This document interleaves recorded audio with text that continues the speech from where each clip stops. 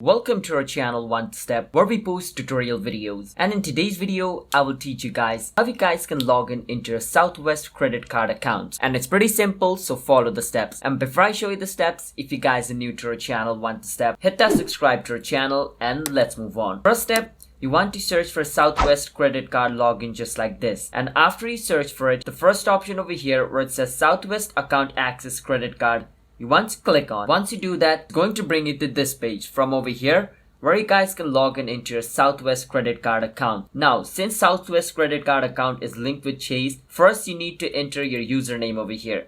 And after you enter the username of your account where it says password, you need to enter the password of your account. And over here at the bottom where it says sign in, click on it. Once you do that, if the username and password you entered is correct, you should be able to log in into your Southwest credit card account. And if you forgot your username or password, you can always click on this option in order to recover your account as well. So that's it for today's video on how to log in into Southwest credit card account. So if you guys found our video helpful, hit that subscribe to our channel One Step.